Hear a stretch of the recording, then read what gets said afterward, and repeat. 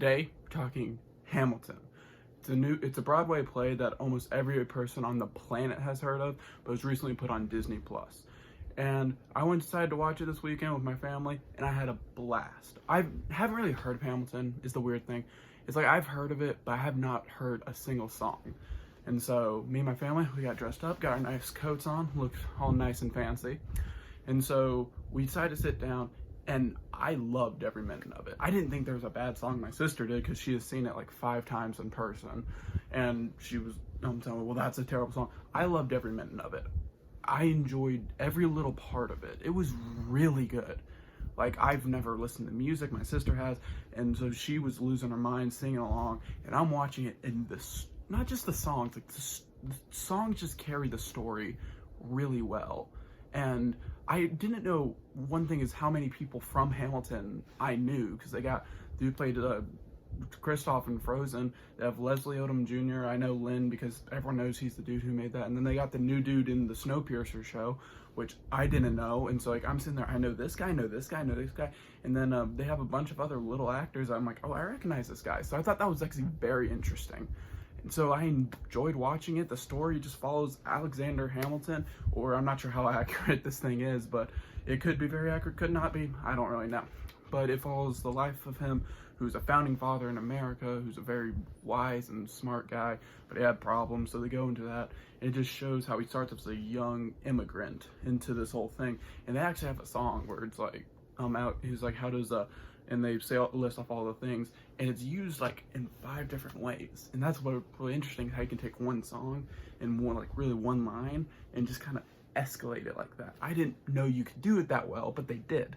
And so I thought that was very interesting, because they have it like from whose point of view. Like some people were like, oh, he's amazing, and so they say those 5 things, and then there's one who's like, I hate him, and then they use those 5 things to describe like how is he doing this. And so I thought that was very interesting.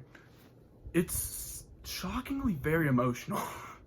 Hate to say it, but like it was like, I didn't cry, but verge. It was a tearjerker, because it's very emotional. You see this man who's a father, and you see all the mistakes he makes and what he's done wrong, and I really enjoyed it. And like, especially the ending, I'm not gonna say anything, but like they have like a sweet moment to his wife, and it shows like it's not just Alexander's story, it's who shares it and what she has accomplished. And so I thought that was very interesting. I loved that part of it, the ending. And it was just overall really good show. Like, I've never seen it. I've heard a little bit about it. I have my friends and my sisters who just love this and won't shut up about it.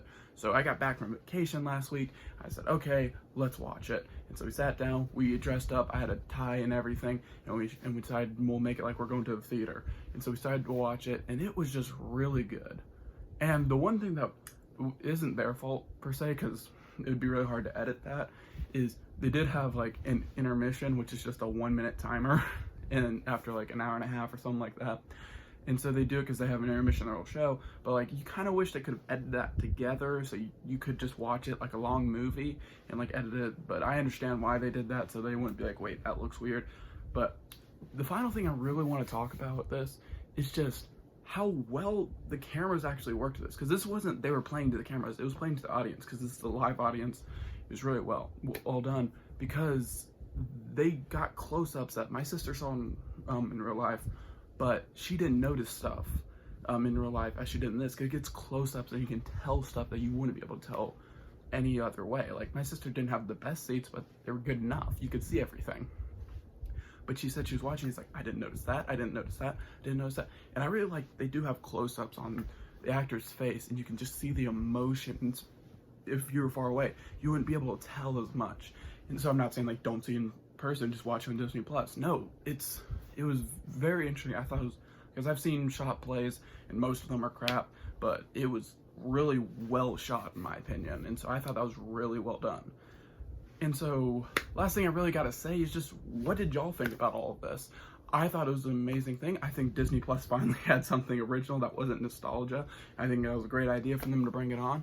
And I'm just wondering, what do all of y'all think? What do you think they should do? Do you think Disney Plus will last, or do you think it will die with Blockbuster? Okay, that's the end of this video. Until next time, I'm Caleb Hamily. Goodbye.